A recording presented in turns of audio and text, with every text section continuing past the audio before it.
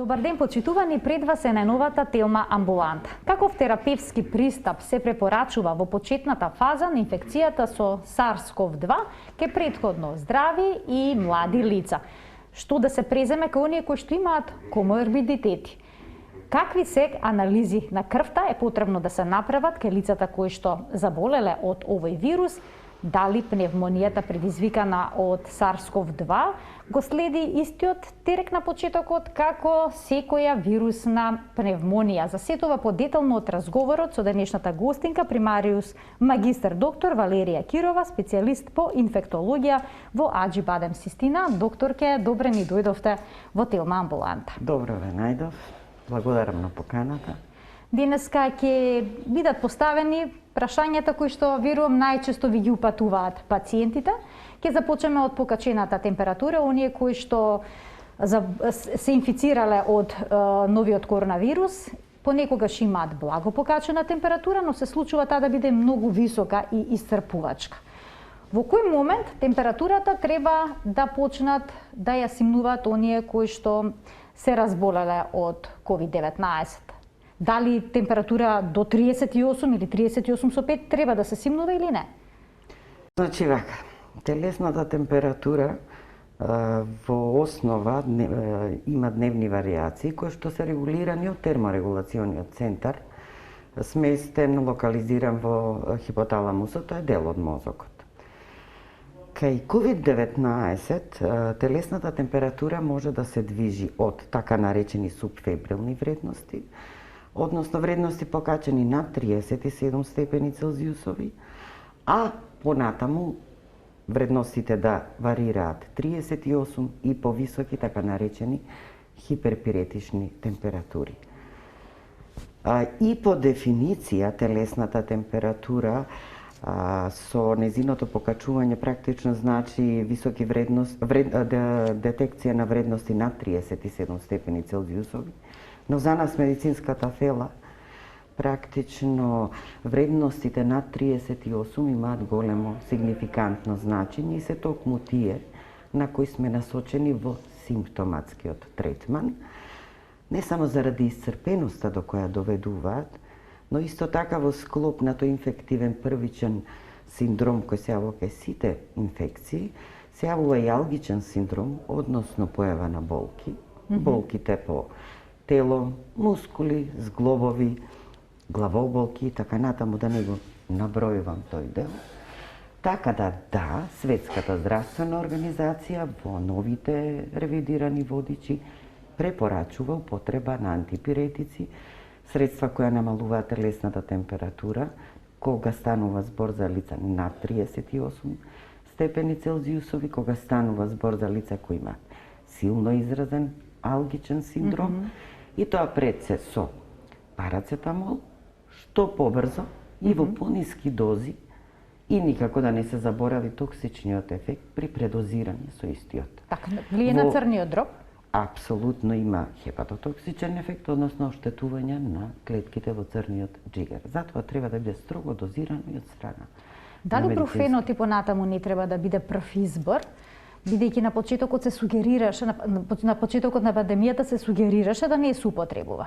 Така, минатата година, некаде мислам март беше, 2020 година, некои од здравствените власти во Европа, чинам Франција, дадоа изјава, односно пушти една информација дека ибупрофенот доведува до влошување на респираторните симптоми, односно дишните симптоми, кај болните со ковид пневмонија, односно со белодробна форма на болеста. Но со сигурност се знае, последнава измината година, веќе се и публикувани трудови, како што е трудот во Lancet Rheumatology 2021, почетокот на овој месец, од страна на Томас Дрейк, во кој се говори дека апсолутно не постои поврзаност меѓу несакани ефекти или влошување, односно прогресија на болеста по употребата на ибупрофенот, односно бруфенот и другите нестероидни антиревматици. Што да се преземе доколку температурата никако не може да се спушти? Бидејќи некои пациенти имаат на вистина висока температура, која што е истоштувачка, и понекогаш велат дека дури имаат и халуцинации поради неа. Да, халуцинациите не мора да се должат само на телесната температура, која е во пораст.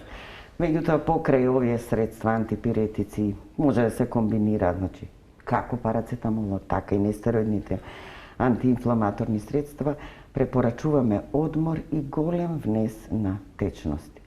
Со сето тоа настанува и ладење на организмот, но истовремено и загубата, која физиолошки практично со преку кожа, преку забрзаното дишење заради покачената телесна температура се губи, ние ја надокнадуваме и на тој начин одржуваме едно нормално ниво хемодинамски да бидат овие пациенти стабилни. Така, значи голема количина на течности, претпоставам може да се тушираат со млака вода. Со млака вода. Тоа се како и кај сите инфективни заболувања препораки кои што ги даваме на пациентите кои ќе дојдат било во нашата амбуланта, а веќе друга приказна е за оние хоспитализирани. Докторке, зошто се случува кај пациентите кои што долго време имаат покачена температура, да имаат промени и во вредностите кои што се однесуваат на функцијата на бубрезите? Так. Па ќе добијат резултат во кој што рипнал креатининот. Так, креатинемијата или вредноста на креатининот во крвта се движи во референтни вредности некаде од 73 до 104 микромоли на литар според европските мерења, европските единици. И над оваа вредност упатува, односно говори за намалена елиминација од организмот, бидејќи тоа е практично продукт на деградацион производ на метаболизмот во организмот, а со тоа и негова задршка. Сето тоа треба да биде строго контролирано и регулирано затоа што може да настане оштетување на бубрезите, односно појава така наречена акутна бубрежна слабост. Токму поради тоа внесот на течности се тие кои што ќе регулираат внес, излез и спречуваат дехидратација. Значи да се внимава да не дојде до дехидратација, а доколку се случи вакво нешто, да е покачен креатининот, дали со хидрирање во наредните денови може да се реши проблемот? Значи, прв маркер е уремијата, односно урејата е еден од деградационите производи, кој што расте во состојба на дехидратација и тој го нарекуваме екстраренална или покачена уреја, односно уреја во склоп на дехидратација. Потоа расте креатининот, меѓутоа да не го занемариме фактот дека и SARS-CoV-2 е тој што ги атакува бубрезите и многу често во клиничките форми гледаме пациенти со акутна бубрежна слабост. Значи не е само температурата причинител на овој проблем, самиот вирус тоа е мултисистемска инфекција која ги атакува сите органи. Најчесто нас не е позната белодробната форма. Да, таа најчесто се зборува, но страдаат многу органи. Меѓутоа, многу органи страдаат при COVID-19. Оние кои што развиле симптоми на болеста прават крвна анализа, крвна слика и ЦРП. Што е тоа ЦРП? На што укажува овој параметар? ЦРП е еден протеин, ние го нарекуваме во медицината маркер на воспаление или инфламаторен маркер, кој се покачува, во минатото се мислеше исклучиво е резервиран за бактериските инфекции, но тој се покачува кога имаме системска генерализирана инфекција, било од вирусна, било од бактериска генеза. Во просек, според она литературата што ни укажува, некаде 30 до 50 милиграми на литар изнесуваат вредностите на C-реактивниот протеин кај пациентите со COVID-19. Сега, референтната вредност или нормални вредности, велиме, се некаде зависно од лабораториите од 5 до 10 милиграми на литар. Вредностите над 50 укажуваат на сериозни, обсежни ткивни оштетувања. Значи не говорат дека се работи за бактериски инфекции, но укажуваат дека станува збор за сериозни оштетувања на ткивата, еве, например, белодробното ткиво. Така. Значи вредности над 50. А она што е до 50? Во просек 30 до 50 се движат вредностите и не треба пациентите да изускуваат или да панично да бараат употреба на антибиотици. Тоа не ни е водич за бактериска суперинфекција. Така? COVID-19 е вирусна болест и во многу мал процент дава бактериски суперинфекции. Што доколку CRP-то е навистина високо, да речеме, над 100, 150? Дали во тој случај индикатор за секундарна бактериска инфекција или пак сега е потребно да се направи уште некои испитувања? Се почесто го слушаме оној маркер, не знам дали маркер или што е точно, прокалцитонин. Што е тоа? Па и тоа е протеин, односно маркер за инфламација, меѓутоа тоа е и маркер за рана детекција на бактериска инфекција. Неговата вредност, значи од 0,5 нанограми на литар, е горната граница практично. Се што е детектирано во лабораториските наоди над оваа вредност, сугерира и импонира дека може би се работи за накалемена или стекната бактериска инфекција. Рутински не го препорачуваме изработувањето на прокалцитонинот. Тој е резервиран за болничките институции, каде мора да направиме дистинкција дали овие останати, не се само тука CRP-то, не е тука прокалцитон, има и D-димери, има и седимента и други маркери на инфламација кои укажуваат на оштетување или на разгорување на инфекцијата. Така да го препорачуваме во корелација со повисоките вредности на C-реактивниот протеин, да речеме трикратно ако се покачени. Така? Тогаш го нарачуваме за да направиме дистинкција. Дали се работи само за инфламаторна реакција, оштетување, или пак во основа кај овие пациенти се стекнува инфекција. Знаете, самото ткивно оштетување е добар медиум за развој на бактерии. Тоа мора да го имаме на ум. Понатамо, пролонгираното лекување во болнички институции и како е ризик фактор за стекнување со болнички соеви на бактерии. Затоа треба да бидеме многу внимателни за да имаме избор во борбата кон бактериските инфекции, ако се јават, а пак ќе повторам, во мал процент кај COVID-19. За споредба би кажала, кај инфлуенцата, кај грипот, многу почести се бактериските суперинфекции. И тоа ни се покажа 2009 година со пандемискиот грип, каде навистина имавме изолати од стрепто, стафилококни причинители и навистина моравме да биеме со моќни потентни антибиотици. А што доколку, докторке, CRP-то е многу високо, а сите останати параметри се мирни? На што укажува пак оваа состојба? Тоа се некои може би спекулации, меѓутоа не може да биде CRP-то многу високо. Секогаш има корелација меѓу повеќето маркери. И затоа интерпретацијата не треба да биде солитарна или ограничена од страна на индивидуалец. Сепак медицинската експертиза и интерпретација е наша, да има клинички параметри, да има лабораториски корелација со останатите лабораториски параметри и тогаш носиме одлука за тоа дали се работи за бактериска инфекција или не. Но во основа ќе кажам, тој е висок при опсежни ткивни оштетувања. Тоа не е бактерија. Така. Тоа се ткивни деструкции кои се јавуваат во сите органи, пред се белодробието. Кога препорачувате да се даде антибиотика?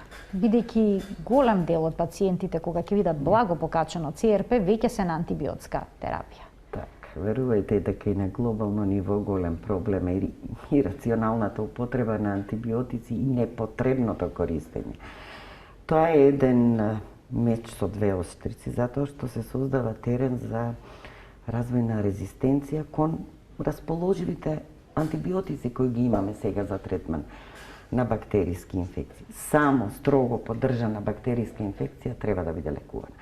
Па, кај болните, кај кои имаме високи маркери на инфламација, нарачуваме да речеме прокалцитонин. Ни корелира со останатите маркери, ни корелира со клиничката слика, да речеме, добиваме нови белодробни инфилтрати.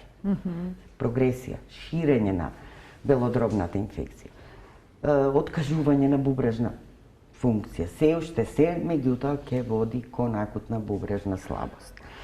Во тој случај кај овие пациенти, значи се повикуваме и на конвенционалната медицина, односно се изработуваат бактериолошки анализи од примероци на крв, така наречени хемокултури, и искашлок, односно спутум, а кај оние кои што се веќе пациенти на механичка вентилација, земаме трахеален аспират, бау и така натаму, каде ќе го докажеме бактерискиот причинител. Не 100%. Ниједна во медицината не е 100% и сигурна метода за докажување. Самото искуство, самите водичи и протоколи ни укажуваат на иницирање на одреден третман или не. Борбата е болничките соеви да не дозволиме да не преминат на белодробието и тука да направат. Настане токму тоа мутација и резистенција кон мокните антибиотици, затоа што за да се произведе еден антибиотик и пласира и употреби треба многу долг временски период. Исто така се препорачува кај оние кои што ги развиле симптомите на болеста да користат пулсен оксиметар. Дали секој што има покачена температура и се јавила блага кашлица треба да го има во домот? Не. Пулс, оксиметријата е еден мерен инструмент, практично за состојбата на оксигенација или присуство на кислород во крвта, во организмот. Во проценти се изразува вредноста, нели на мерното апаратче на дисплеј се читаат вредностите. Од 95 до 100% се нормални вредности. Меѓутоа и постојат и други начини на одредување на заситеноста на крвта или сатурацијата со кислород во организмот, па тука се гасните анализи и така натаму, ќе оставиме тоа за болнички институции. Не, оптеретување не треба. Самата температура не значи дека ќе има отстапки во оксигенацијата, односно нема да патат овие пациенти за кислород. Треба секако да се внимава и на респираторните тегоби, дали имаат задишување, сецкање во говор, интензивна кашлица која ги исцрпува и не поминува за 24 часа, практично овие пациенти не може да дојдат до здив, замор, да не можат да станат од постелот. Значи, тие се некои симптоми и знаци кои ни кажуваат да, треба да се провери каква е состојбата на кислород во организмот, но обсесивно фокусирање на тоа едно инструментче е непрепорачливо, напротив делува психолошки. Така. Психолошки делува и пациентите едноставно се разочаруваат. А може ли некогаш и да не даде точен резултат? Например, прстите се студени, се ладни, апсолутно треба па ќе даде лоша вредност. Топли да бидат прстите, циркулацијата да е добра. На ладна периферна циркулација апсолутно нема никаква вредност. Она што ќе ни ја покаже дисплејот. Потоа исто така треба да внимаваме како ќе го користиме. Значи потребно е некаде од 30 до 60 секунди во континуитет да стои на одредениот прст за да може да ни ја даде вистинската вредност. Која вредност под која вредност сметате дека има проблем пациентот со сатурацијата? Она што велат препораките е дека пациентите кај кои се детектира под 93% кислородна сатурација со пулсоксиметарот се кандидати за хоспитализација или барем проценка или евалуација од страна на клиничар за тоа да се одлучи како ќе продолжи и со што ќе продолжи понатаму лекувањето. Кај кои пациенти покрај витамини, суплементи и пробиотици препорачувате да се земат и имуномодулатори, имуностимулатори или пак антивирусна терапија? Антивирусната терапија е друго. Антивирусната терапија секогаш правилно е да се користи во раната репликативна фаза на вирусот, за да значи може на да самиот почеток од симптомите. Така, подобрување веднаш на резултатот и иницијалните првични симптоми се воведува антивирусната терапија. А ефектот за подоцна воведување апсолутно е минимален и нема да ја спречи понатамошната еволуција и репликација на вирусот. Затоа е многу битно да се знаат фазите на COVID-19, а тие се инкубацион период, репликативна фаза првата недела, потоа е раната белодробна и доцната белодробна фаза каде всушност имаме цитокинска бура. Кому препорачувате да направи рентген на белите дробови? Дали секој што малку подкашлува треба да направи снимка? Апсолутно, и рентгенграфијата и сите тие техники на имиджинг техники за визуализација на промените треба да бидат резервирани тогаш кога постои строга индикација.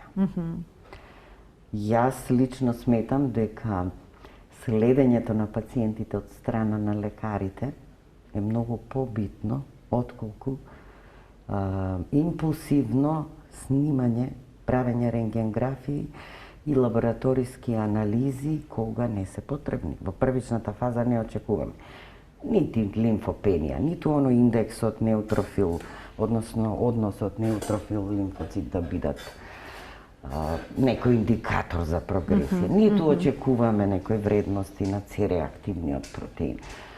Значи, во таа фаза има, да, првата недела во репликативната развојна пневмонија ке одредени, меѓутоа тоа е во многу помал процент. Сепак белодробната фаза е втората фаза на болеста, каде настанува оштетувањето на белодробието со појава на инфилтрати од млечно стакло и кај овие пациенти со прегледот може тоа многу едноставно да се евидентира. А кај никој што веќе направиле снимки, дали кај повеќето има промени на белите дробови? Па во првичните не, но подоцна? Но подоцна, да. Подоцна, да.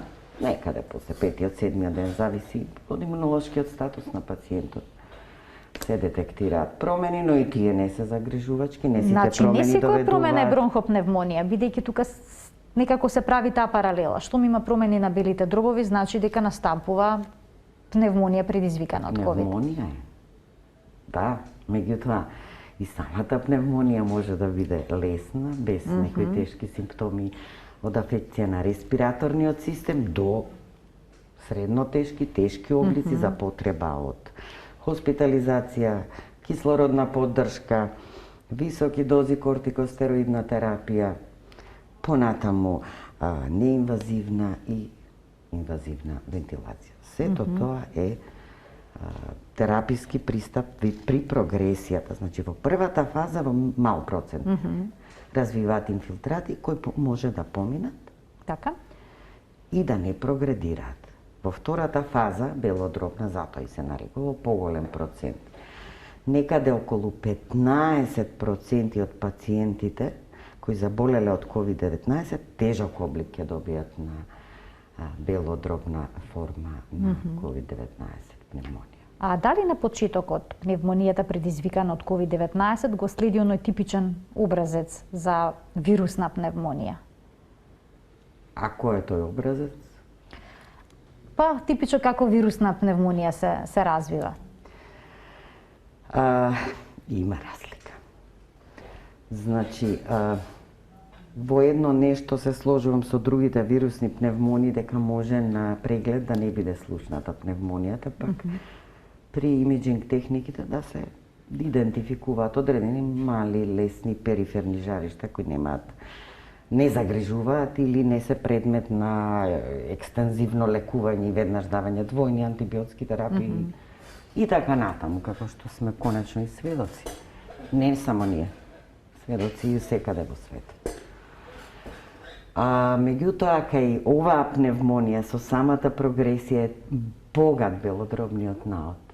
Значи, нашиот инструмент, стетоскопот, е оној што ни дава многу значајни информации во однос на прогресијата, расширеноста, екстензивноста на белодробната афекција. Ги споменавте двојните антибиотски терапии.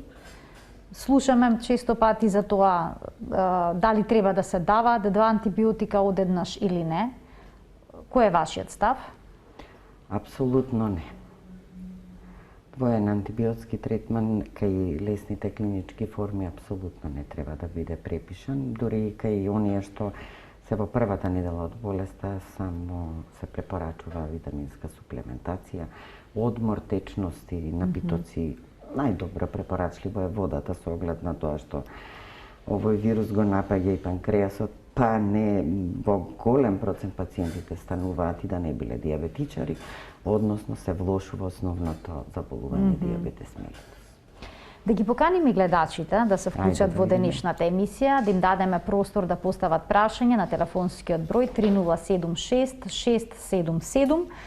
Примариус магистар доктор Валерија Кирова, специјалист по инфектологија во Аџибадем Систина, е наша денешна гостинка, но претходно ќе погледнеме еден блок реклами, а веднаш потоа, почитувани, продолжуваме со разговорот, а секако и со вашите, но и наши прашања. Останете на Телма. За третманот кај пациентите кои што се инфицирани од SARS-CoV-2, денеска зборуваме со примариус магистар доктор Валерија Кирова, специјалист по инфектологија во Аџибадем Систина. Доктор, имаме гледач на линија, да му дадеме предност, а веднаш потоа продолжуваме со нашиот денешен концепт. Добар ден за него. Ало, добар ден. Повелете. Сакам да кажам нешто во врска. Јас прележав бронхопнеумонија во на крајот на февруар. Така? И добив упут за 8 септември. Таму, пошто докторката вика со стетоскоп се установува, може да се установи бронхопнеумонија. Мене само ми зема анамнеза и ме пратија на рентген и крв. За цело време, значи, единствено матичниот што ме преслуша, а додека овие во ковид центрите ниеден доктор не ме преслуша. Дали е тоа во ред или не? Добро. Да се поставува диагноза од специјалист од ковид вие сега центар на зборувате база само на резултатите. За пост-ковид периодот зборувате, колку што ве разбрав. Не, прво зборувам за ковидот. Аха, добро. Во акутна состојба на ковид. Добро. После јас добив резултат како билатерална бронхопнеумонија со точка студамчести така промени. Така, добро. И сатурацијата ми паѓаше, јас во домашни услови си купив кислород и со двојна терапија се излекував. Меѓутоа јас воопшто не бев прегледана. Така. Тоа ме интересира дали е во ред да одеш во ковид центар и да не ти стават слушалка. Ви благодарам за вклучувањето во емисија. Добро, тоа е вашето искуство, но самите рековте дека сте биле прегледани од вашиот матичен лекар. Значи, матичниот лекар е тој што ве прегледувал и ми ја следел состојбата, така да не треба да се зема на зло во и така оптеретениот здравствен систем, кога не мора секој пациент да биде прегледан од специјалист. Така, И во светот не е така, затоа што и телемедицината во светот се практикува. Телемедицината се практикува и прегледите се исто така од страна на GP, односно матичните лекари. Ајде уште едно прашање да слушнеме. Добар ден.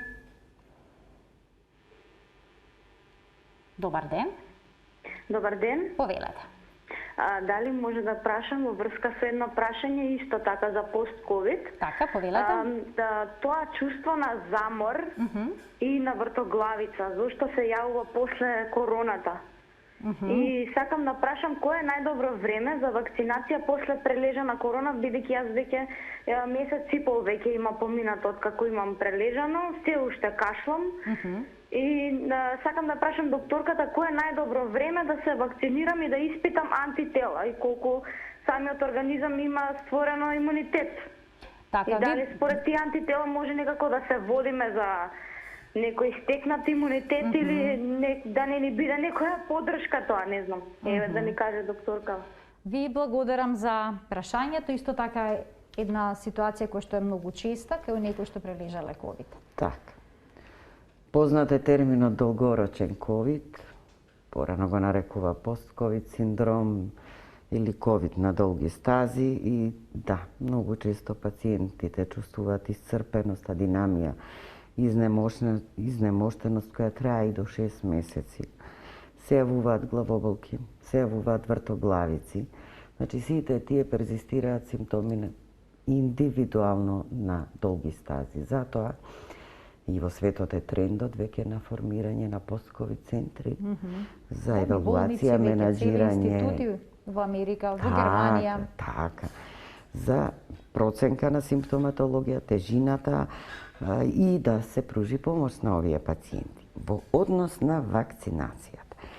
Препораките се некаде 3 до 6 месеци, но јас обично 3 месеци препорачувам по прележување на акутната инфекција со COVID-19, пациенти да бидат подвргнати на вакцинација. Односно лицата да бидат подвргнати на вакцинација. Предходно проверување на титарот на антитела не се препорачува. Ако сакаме на вистина со овој невидлив непријател да се избориме, без разлика дали сме биле во контакт со него, односно сме прележале или не, следниот чекор во нашата борба е вакцинација. Значи, слободно, 3 месеци по акутната фаза може да се вакцинирате без тестирање, без одредување на титар, тие ништо не ни значат. Висината на титарот на антитела не се тие кои одлучуваат дали да примиме вакцина или не. Така, бидејќи тука и клеточниот имунитет кој што е Апсолутно немерлив и не е само може дури да немаме хуморалниот. антитела, а да го имаме тој клеточен Така, и имунитет. тој до крај треба да се доиспита. Не може да го измериме клеточниот имунитет. немерлив, така. Овде имаме мерни, квантификација. Ајде уште едно прашање од гледач. Добар ден. Ало, добар ден. Повелете. Имам прашање до докторката. Повелете. Јас во ноември месец прележав COVID. Сега тогаш имав бронхопневмонија на беливе дробови и мислам дома го прележав. А ме интересира дали тогаш направив рентген снимка, после тоа бев добра и немам сега проблеми, дали треба да правам поново снимка на беливе дробови и се пријавив за да се вакцинирам. 6 месец ми е од што прележев и немам испитано антитела сега. Дали треба сега баш да се вакцинирам, а пријавена сум, не сум викната уште, и дали треба да направам ова снимка на белите Така, дробови. рентген за да проверите во каква состојба се белите дробови. Да, ви благодарам. Ви благодарам за интересот да се вклучите во Телма амбуланта. Повелете. Така. Бидејќи немате симптоми, немате тегоби кои би се јавиле после прележување на оваа болест, апсолутно е непотребно да се направат рентгенграфи или други имиджинг техники, затоа што нема да се добијат никакви податоци од сето тоа. Значи, тоа е губење на време, по мене и по светските препораки. Втора работа, топло ви препорачувам вакцинација. Веќе е доста време поминато, 6 месеци, како што кажавте, од акутната фаза на болеста, а одредување на титар на антитела нема да има никакво значење во одлуката дали да примиме или не. Што значи, ниту графирање на белите дробови, ниту пак лабораториско испитување на титарот на антитела не препорачуваме. Едноставно, вие сте кон 6-тиот месец и сте кандидат за вакцинација. Ајде да слушнем уште едно прашање од гледач. Добар ден. Добар ден. Повелете.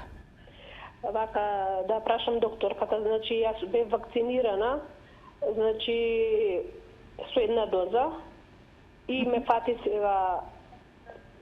Добар ден. Да, ве слушаме, само намалете го тонот на телевизорот.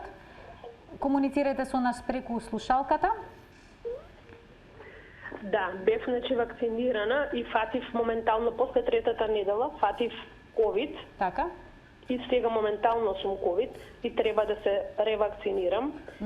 И кога би било пожелно за ревакцина? Така, добро. Во ред, ви благодарам за вклучувањето во емисија. Постојат дебати и дилеми околу тоа прашање и генерално е глобално ниво. Меѓутоа, се уште се оди на таа опција да се вакцинираат и со втора доза пациентите, некаде по 2 до 3 месеци од болеста. Затоа што треба да се создаде комплетен имунитет кој што ќе има протективна мок. Сега прашање е должината на заштитата колку поствакцинално ќе трае, тоа се веќе прашања кои што понатаму ќе видиме како ќе не научи медицината. Да проговориме за оние пациенти кои што имаат белодробни проблеми, предизвикани од болеста. Дали е пожелно тие докторке да лежат на стомак во одреден дел од денот за да им се подобри дишењето? Да, таа се нарекува промпозиција и на одреден број пациенти им помага, односно се подигнува вредноста на кислородот во крвта, расте сатурацијата која што ја детектираме на со пулсоксиметрија, зависно и од обстежноста, нели, и зафатеноста на белодробијата, меѓутоа или на бок, односно латерален декубит, или пак во промпозиција на стомак, се подобрува оксигенацијата и препорачуваме кај овие пациенти тој вид на постапка. Пациентот има потреба за кислород. Може ли да го прима во домашни услови? Гледачката пред малку спомена дека имала таква практика да прима кислород во домашни услови. Кислородот би требало по правило да се администрира, односно да оксигенацијата, суплементацијата за кислород во болничка институција да биде спроведена. Предпоставувам заради оптеретеноста на здравствениот систем кај пациентката третманот бил во домашни услови. Предпоставувам. Така. Ајде да слушнеме уште едно прашање од гледач. Добар ден. Добар ден. Повелете. Би сакал да ја прашам докторката. Имав инфекција на мокрачните канали и простата. Пиев антибиотици. После колку време можам да се вакцинирам или дали може одма да се вакцинирам? Против COVID-19, бидејќи сум веќе повикан за вакцинација. Да прашам, може да остане гледачот, колку време помина од лекувањето? Денеска ми е последен ден, така да мислам како што го испив антибиотикот, така да после колку време можам да примам вакцината. Значи, слободно во наредната недела, 10 дена може да се вакцинирате, веќе немате акутна, инфективна, фебрилна состојба која што спречува да се вакцинираме, така да слободно и топло ви препорачувам вакцинација. Докторка, како инфектолог, кој е вашето искуство? Која терапија дава најдобар резултат кај пациентите кои што се болни од ковид? Сега зборуваме за некоја релативно лесна состојба. Па не би биле на оваа маса да знаеме во детали. Ни светот постојано не опреснува и постојано се менуваат протоколите. На почетокот беа понудени хлорокинот, па азитромицинот, сумамедот, па потоа нови препарати излегоа, ивермектин, па кортико, да или не, во која фаза. Па потоа доаѓаат, нели, во последниве денови слушаме за оние моноклоналните антитела, кои што би требало да се даваат во раната фаза. На почеток, по добивање на наодот од ПСР за позитивите за SARS-CoV-2. Единствено зашто со сигурност постои доказ и во сите протоколи, а ние се водиме протоколот од Светската здравствена организација и ЕВМС протоколот, најголем бенефит имаат пациентите од употреба на кортикостероиди во дадениот момент кога треба да се даде. Значи, да се погоди моментот кога тоа обично е, дали на почеток во раната фаза се дава кортикостероид или подоцна? Треба ли тогаш да се дава по шема? Во поголеми дози па постепено да се намалуваат? Во принцип би требало подоцна да се дадат, затоа што влијаат на репликацијата, односно убрзуваат репликацијата на вирусот. Така да во раната репликативна фаза не препорачуваме. Како прогредира болеста, си минува од фаза во фаза, моментот кога ќе се јави белодробна афекција, која што веќе се манифестира со сериозни респираторни тегови и со потреба од суплементација на кислород, тогаш одлучуваме ние лекарите за поставување на терапија со системски кортикостероид. И таа претпоставам дека се зема подолг период? Се зема подолг период, да. и со постепено намалување. Да не зборувам во Така да не болничките навлегувате во детали, бидејќи сепак доктор е тој кој што ја шеми кои што зависни од препишува, не може некој на своја рака да апсолутно отиде не, да на земе своја рака не препорачува таква терапија. А колку дена по почетните симптоми обично се влошува состојбата кај пациентите? Има ли некое такво правило? Па најголем процент во втората недела од болеста, во најголем процент имаат влошувања. Меѓутоа, сведоци сме последните 2 месеци дека во првата репликативна фаза многу пациенти има влошувања од респираторен тип, односно развој на рана, пневмонија, односно белодробна афекција. Тоа е веќе нешто во однос на веројатно мутацијата на соевите на вирусот, затоа што до седојќи има осетлива популација кон вирусот, се до тогаш ќе се менува и вирусот и ќе добива на сила, ќе се зголеми вирулентност, а пак ќе дава и порано и потешки форми. Затоа нашата борба е практично да го надминеме тоа, да се вакцинираме, да носиме средства за заштита, лична заштитна опрема, по секој можен миг да не се групираме, да се намали концентрација на луѓе, да не овозможиме и во тие џепови и дупки кои што ќе следат наредните години да се размножува вирусот. Докторке, ви благодарам за вашето денешно гостување во Телма амбуланта. Се надевам дека што поскоро оваа пандемија ќе биде ставена под контрола и дека што побрзо ќе заврши оваа пандемија и во иднина ќе разборуваме за некои поубави теми. Се надевам и јас, ви благодарам уште еднаш на покана. Почитувани, денешна гостинка во Телма амбуланта ни беше примариус магистар доктор Валерија Кирова, специјалист по инфектологија во Аџи-Бадем Систина. Ви благодарам за вниманието со кое што не следевте. Гледајте на секој работен ден на телевизија Телма. До гледање.